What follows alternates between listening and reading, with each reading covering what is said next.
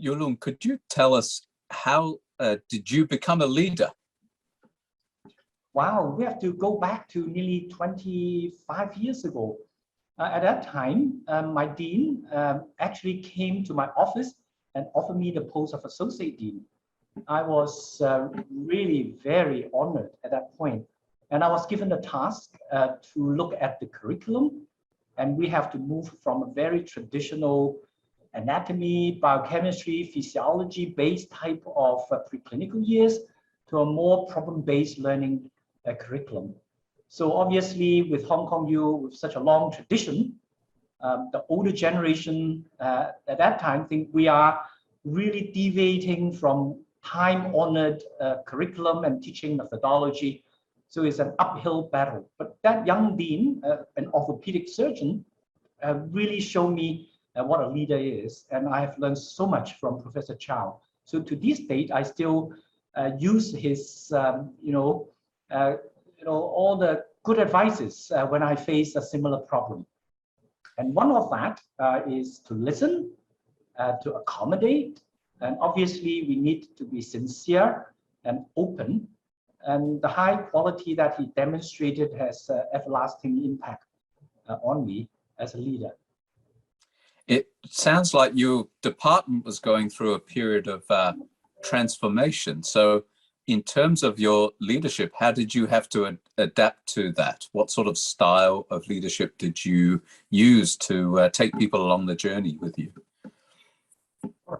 And so we go back to how to move from a traditional curriculum to PBL curriculum 25 or 26 years ago. The dean at that time actually grouped two bodies of faculty, one the younger one, some more progressive, and then another group more traditional, and then he came up with two proposals.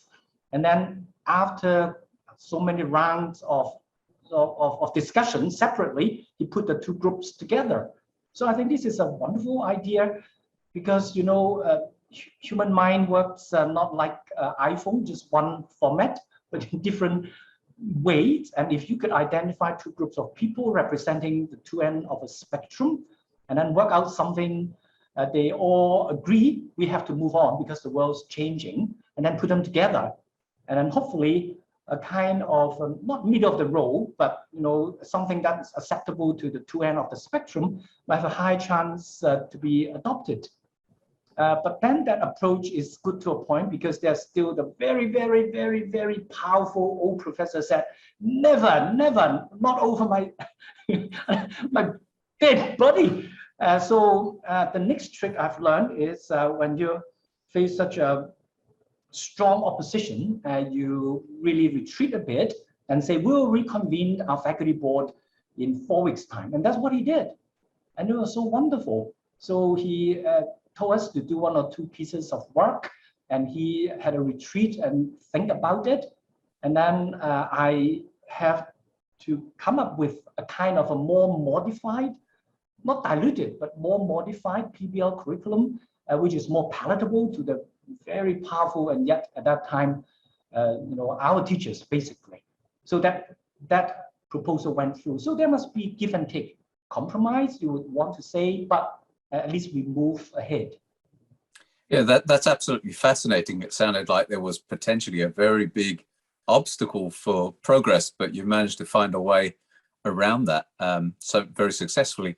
Is there any advice that you would want to give to someone, say someone was coming into your position now in the modern era, or something that's relevant to those who might be taking up a similar position overseas? Is there something that you've learned now that you wished you'd had 20 years ago or whenever you started your academic career at this leadership level?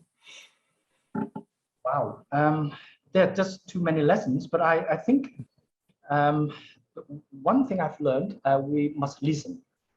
There's nothing more important than to really listen sincerely, openly, and not just paying lip service. And then the other trick is try to put yourself in the shoes of the one that's coming to you, whether it may be a junior faculty or your sort of counterpart in medicine, surgery, very powerful professors, and then try to look at the problems from their point of view.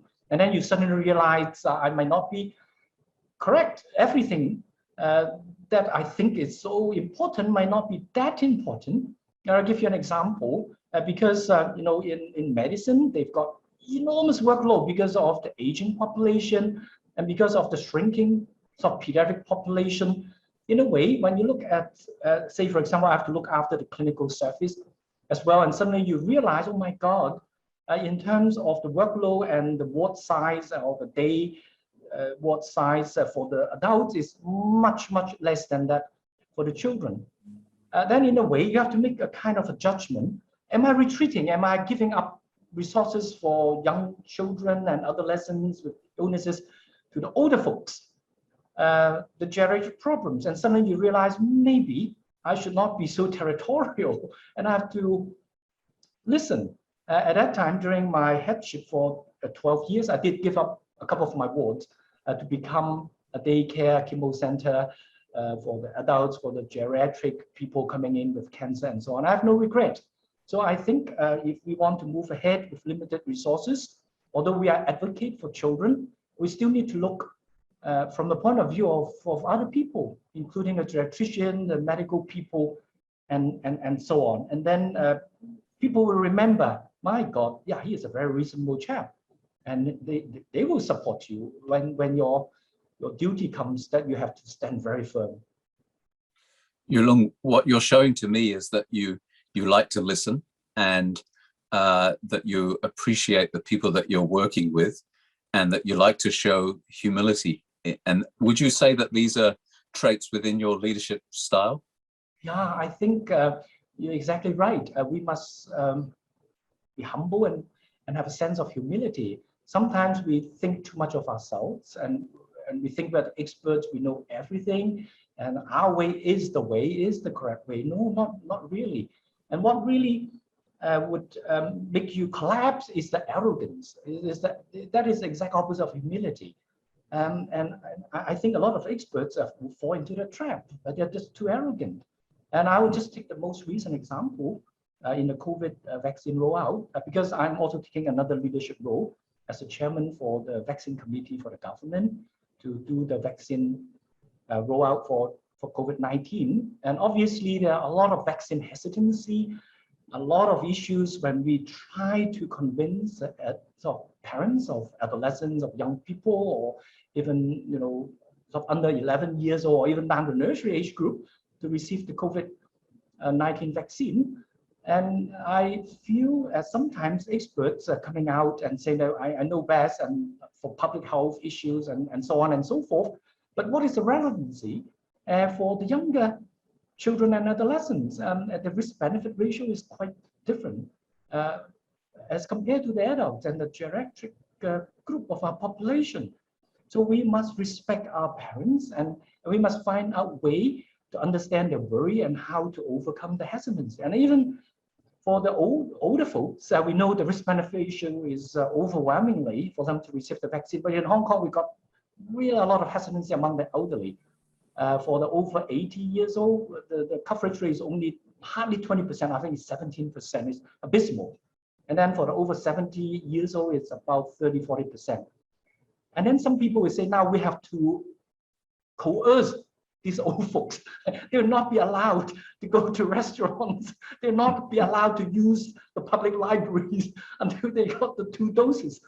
And then I suddenly think, my God, it's personal choice not to be of the utmost importance in our society. So in fact, this morning I was given some interview, again, because last night we make another decision as the leaders in terms of vaccination rollout to lower the age group for the CoronaVac vaccine. Is an activated platform all the way down to 3 years of age. And then some people not challenge me, but just ask me, how about the older folks? Which one is more important, the older folks or the younger people?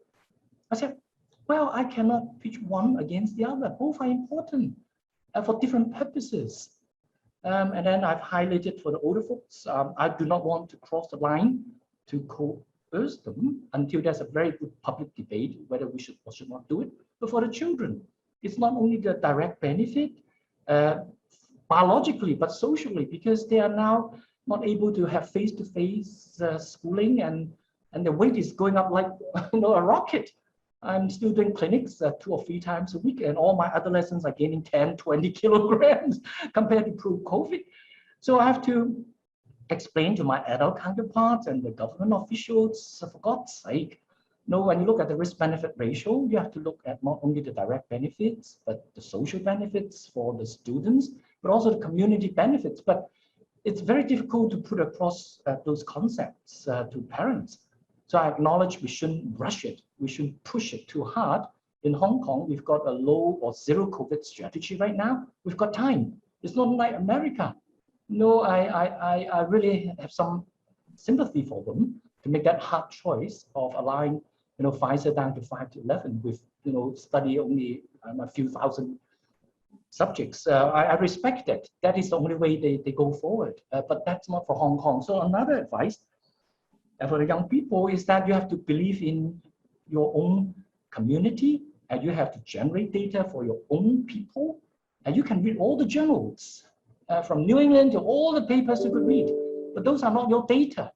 You have to generate your own data in Asia, or in Africa, and there are the sort of people and the disease pattern and the culture, everything. So you have to know your situation before you can make a good decision for your community. That's a really fascinating, very much enjoyed that example there. And I think that's brought us to the end of this brief interview. I think that was a fantastic example of being able to look at other people's perspectives and to be able to compromise about your own patients for the good of the society, and also the understanding the limitations of the data that are out there and the importance of gaining some knowledge that's specific to the people that you're looking after. So another fantastic example. It was a real pleasure sharing that little bit of interview with you. So yeah, bye-bye. 再见，好，拜拜。